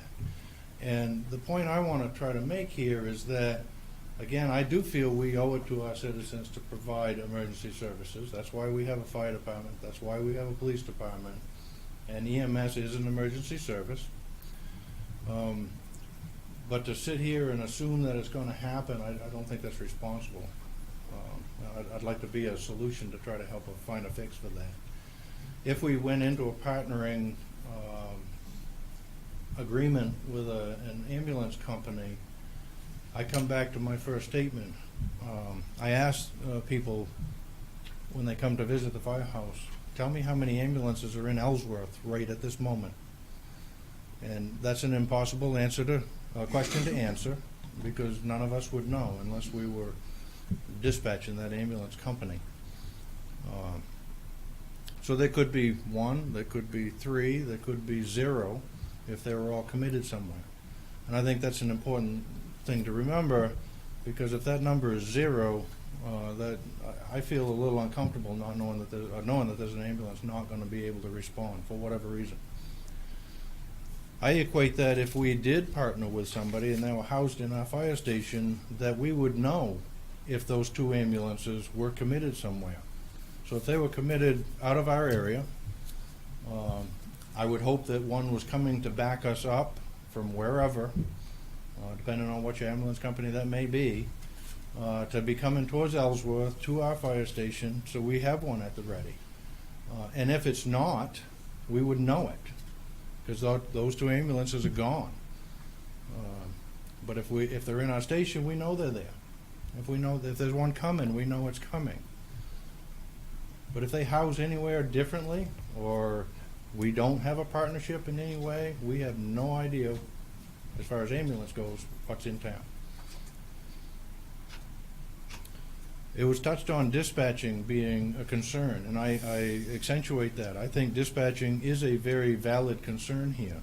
Take EMS right out of the equation, and I think it's a concern. There are numerous times that we have fire incident calls when the police department is doing their own incident call, and we may not be at the same incident, and with one dispatcher listening to two radio frequencies, answering the telephone, doing the computer work, we're overwhelming that person. So somebody is suffering, whether it's a police officer in the field or whether it's a firefighter in the field. Somebody is not, and I don't say this with any disrespect to a dispatcher, they're not getting a reply as quick as they need to. And that could be life-threatening, depending on what the circumstance is. If it's a domestic abuse, domestic violent situation with a police officer, he needs priority. He needs that answer from that dispatcher. Does he need additional resources to help him, or what? But if it's my firefighter in the field and he needs an answer, or he needs help immediately, he needs that answer. And one person juggling that is difficult at best. So I think that certainly is an equation, or a piece of the equation. And if we do add EMS into it, it is going to add an additional need to that. Now, one could say that the EMS side of the equation, for the ambulance companies in this area, most of them get dispatched out of Medcom, out of Bangor. So the EMS portion probably would continue to be handled that way. But if we responded as a fire department to assist on certain calls, then that's going to add some more burden on our own dispatchers. The last thing, I don't want to go on and on about this, but the last thing I've heard you all talk about, that we don't know what we don't know, and I would fully agree to that statement. We don't know all the answers that we don't know about EMS, plain and simple. But if we had a partnership to work with somebody that will work hand in hand with us, provide us the ambulances, provide us the staff, we could start the training process, we'd be able to learn and understand that before we jump in hands and feet and drown in the pool.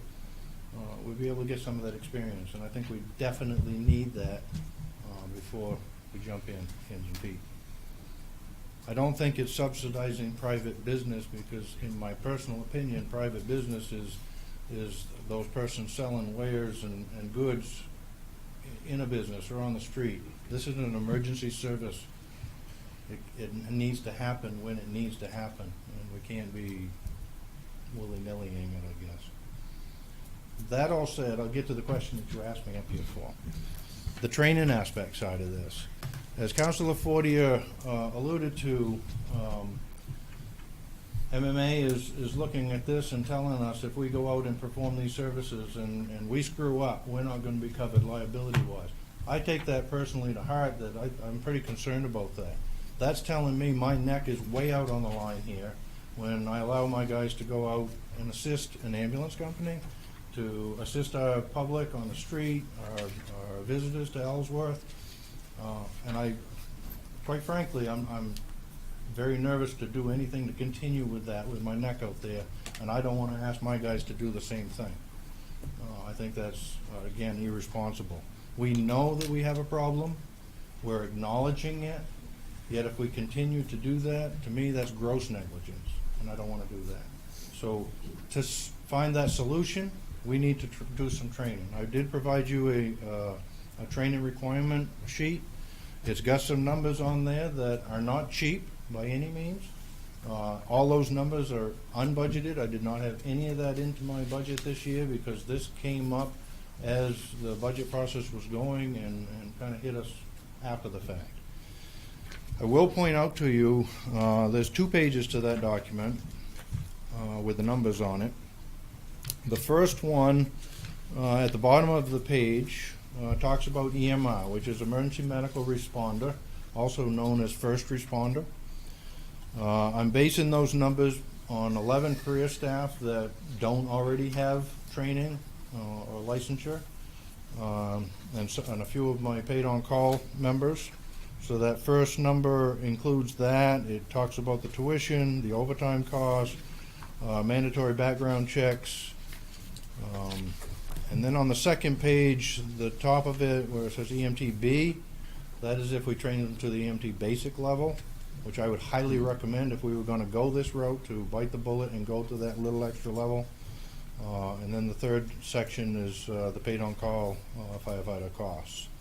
The very bottom of that is a line item for equipment costs that we would need to acquire, an annual service license, and on the very last item on that list is immunizations. Most of our firefighters, I believe I'm aware, that are all covered by all the immunization needed. I did add a number in there, just in case I'm wrong on that. I'd have to follow up on that.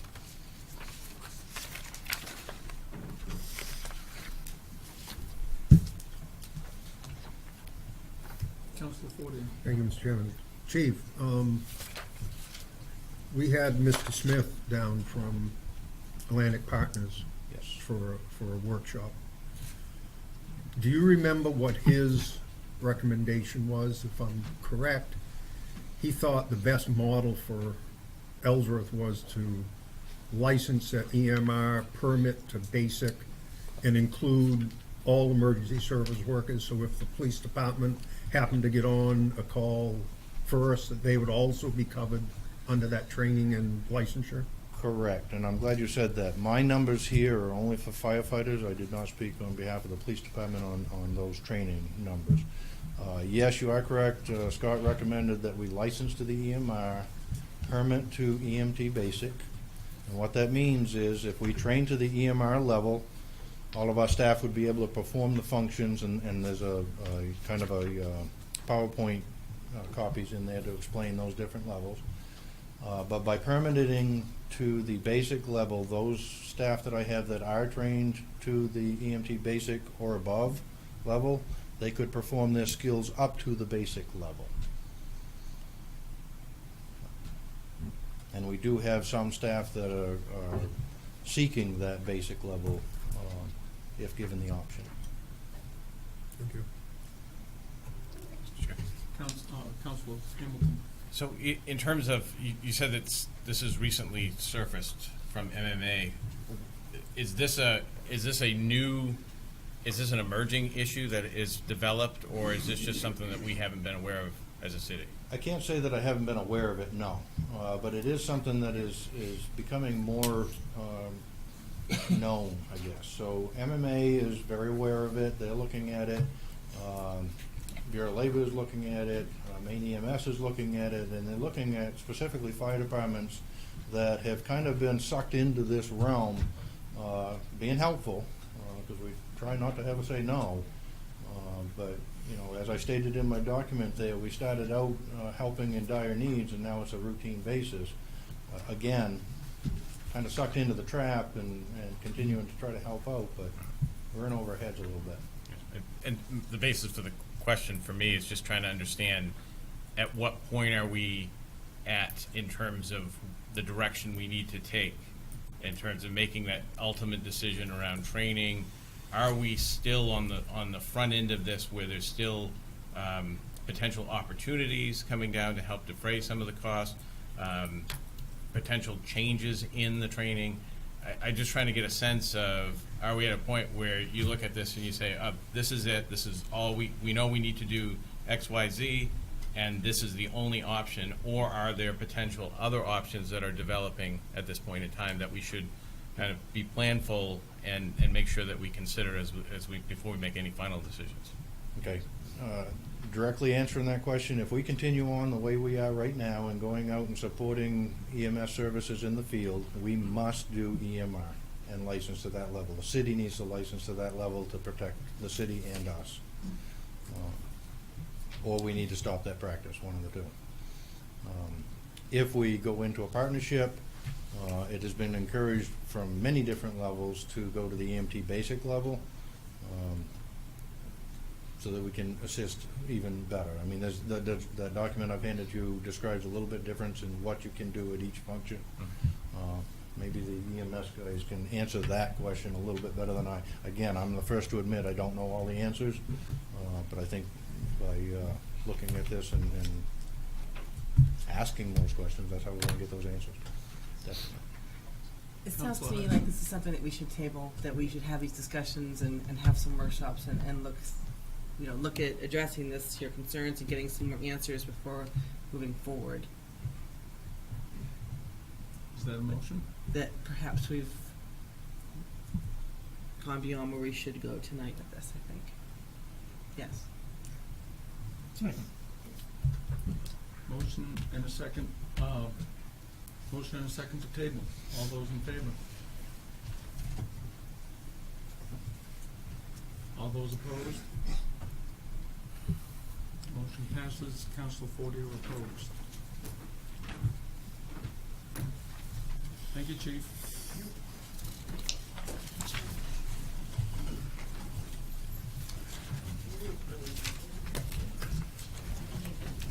Item 24, public hearing and consideration on amending the Ellsworth Housing Rehabilitation Program guidelines. Yes.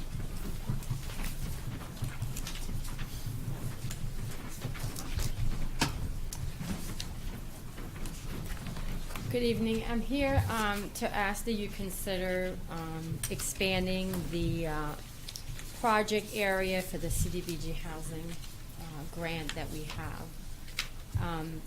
Down East Community Partners is the contractor that is helping the city spend the money. And Mark Green, the director, is here tonight.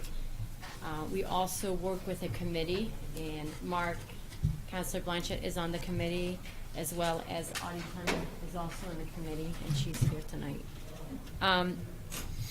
We had $300,000, and we've spent about $113,000 $100,000. That leaves about $146,000 that needs to be spent.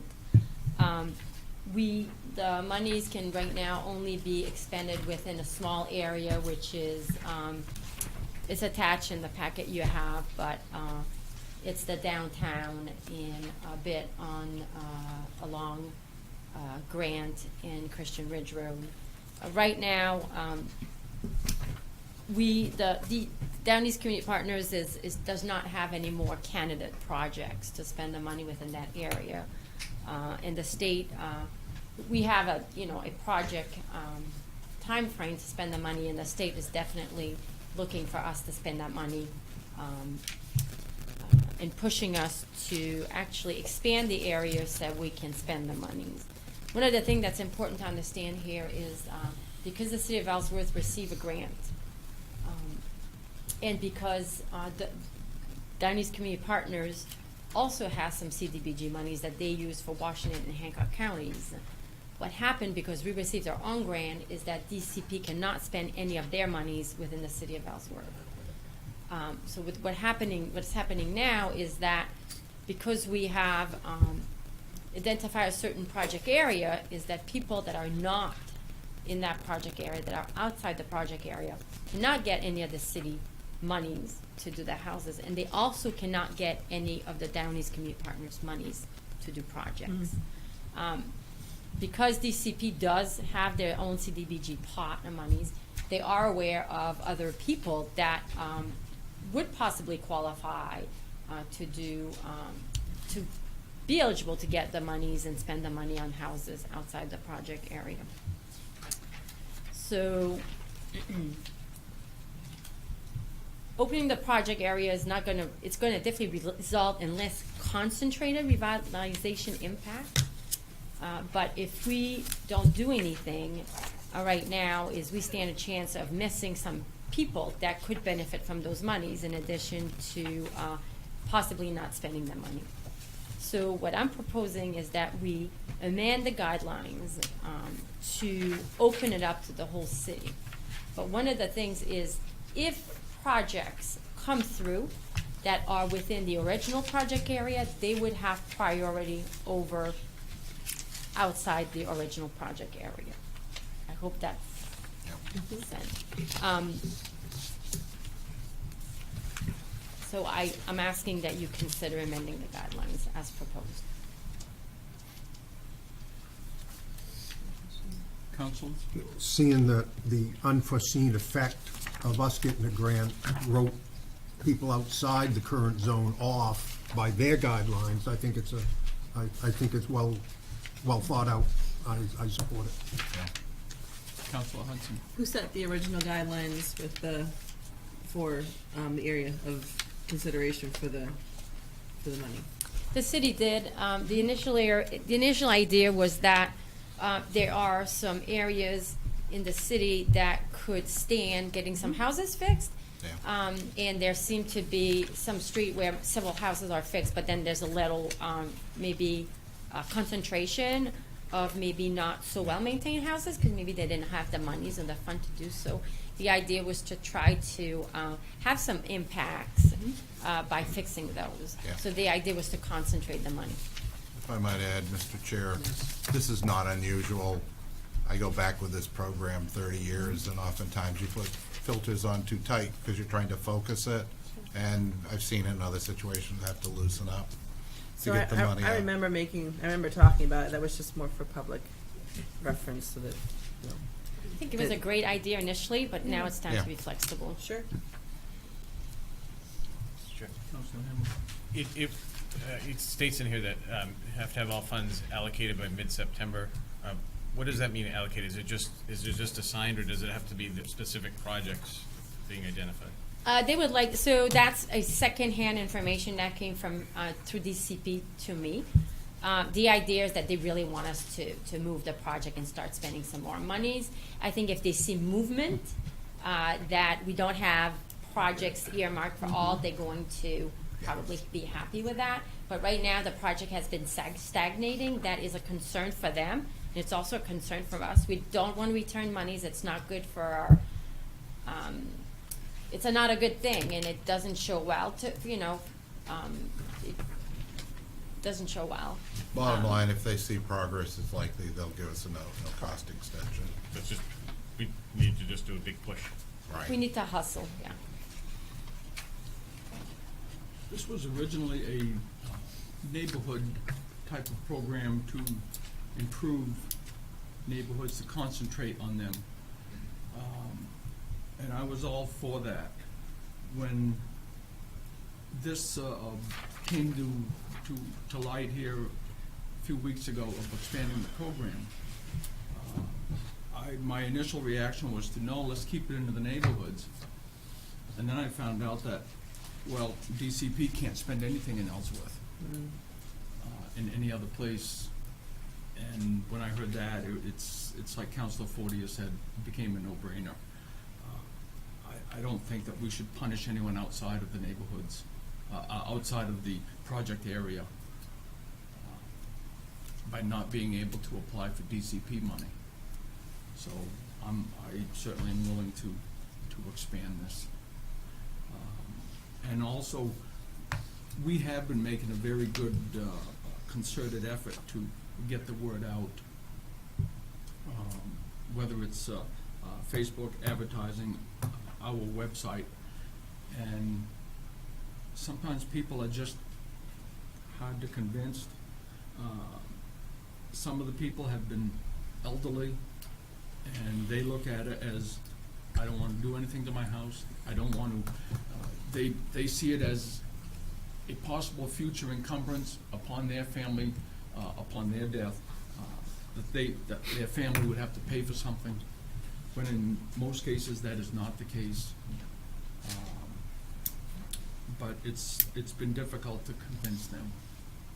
So to open this to the whole city is, to me, the responsible thing to do.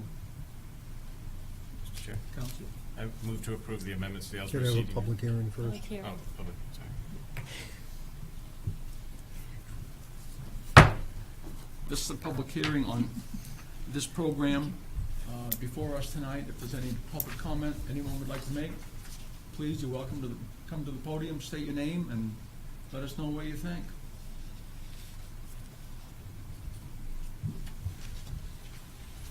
Seeing none, public hearing is closed. Counselor, you're up. Now, we move to approve the amendments to the Ellsworth CDBG Housing Rehabilitation Guidelines as presented, effective immediately. Second. Motion and a second. Further discussion? All those in favor? Unanimous. It's open.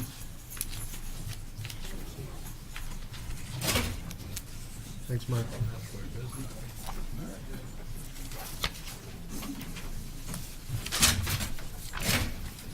Item 25, Council Order Number 081816, request of the IT Systems Administrator to approve a lease on the components to upgrade the network server infrastructure and authorize the city manager to sign all necessary agreements. And there's money involved. Hey, Jason, you're just in time. That's a coincidence. Just thinking about you. The man behind the curtain. Right. Here I am. Good evening, Jason Ingalls, IT Systems Admin. The time has come to refresh our servers. The last refresh that we did on the server system was in 2012. We did a storage update in 2015. Been doing a lot of research on this over the past several months, and have looked at several different technologies and options, including cloud hosting, sticking with a traditional system like we have, or moving to what's known as hyper-converged infrastructure. And simply what that means, it's servers that include all of the components in one package, basically storage, processing, memory, etc. Looking at all those details, I started looking at some of the vendors that provide that. Attended many demonstrations, talked to a lot of people, got their opinions on what their, real world examples of what they're using and if they're happy with it. Ultimately came down to the one I liked the best was Scale Computing. And the proposal from Scale would provide us with 2 server systems, 2 clusters, that would give us redundancy and additional capacity. So what we'll do is place those 2 clusters in 2 separate locations. So should something happen to one of those locations, a fire, a flood, lightning strike, whatever, we would have the capability to continue business as normal without any downtime. The way we are right now, if we had a flood, broken sprinkler pipe, anything in this building, we could be several days without our servers until we had the replacement hardware on site. We wouldn't lose data. Our data is protected at multiple locations, but we wouldn't be able to use that data until that server system was replaced. That's one of the big advantages of going with this system that's been proposed by Scale. We looked at leasing options for this. It's $150,000 approximately. Deputy City Manager Moat found a good rate from Gorham Leasing. It's 3.7%. Very good rate. It's a very good rate.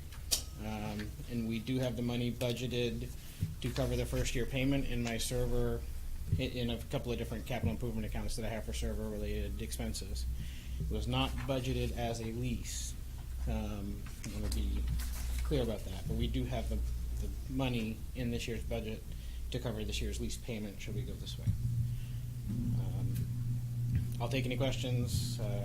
That's it in a nutshell, basically. The current servers are coming up on 6 years old, so they're a little past due. Honestly, they should have been done probably a little sooner, but they're still going. So, Councilors, I know you're all technophobes. You probably all have questions of Jason, especially Councilor Moore. That wasn't very nice. Nor accurate. It's tough crap. Yeah, nor accurate. Don't confuse Jason. Anyone have any questions? The faster you get Jason out of here, the quicker I turn the AC back on. we almost had sound for tonight, but we didn't quite get there. So close. We ran into a brick wall, quite literally. So About 4 bricks thick. yes, we did. Yeah. Try the load. Next meeting. Next meeting, I would think. Yeah.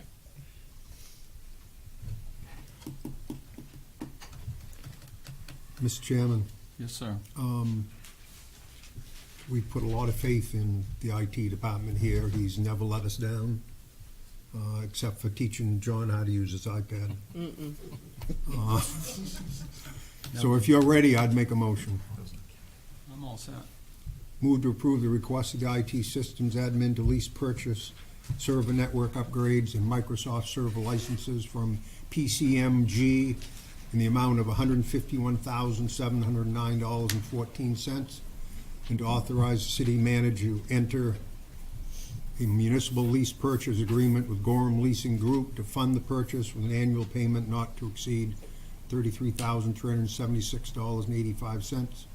The first year's payment will be funded from $1,246.56 from the MS Exchange Upgrade Capital Improvement Project, $5,000 from the Spillman Server Upgrade CIP, and $27,130.29 from the Server Replacement CIP. Second. Motion and an exuberant second.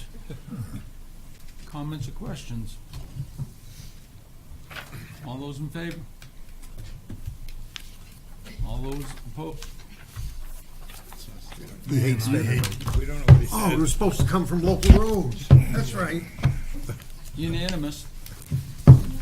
Unanimous. Thank you very much. Can't do business Thank without you, Jason. computers. Don't drive over a road, but you can have a computer. And a cloud. In a second. When does it get back to it? You mean for the Executive session. That's my bedtime. 26? Item 26, executive session to discuss personnel matters in accordance with MRSA Title I, Chapter 13, Section 405, Paragraph 6A. So move, Mr. Chairman. Second. All those in favor? Unanimous. Is there a motion? Mr. Chairman, I move to approve the city manager's new contract as amended this evening. Second. Motion and a second. Discussion? All those in favor? Unanimous. Thank you. Thank you very much. You. Mr. Cole, you're rehired. Can I go to the bathroom? We're not done, David. You better go, because we're going back into executive for twice. Yeah, that's a lot For late. 2 more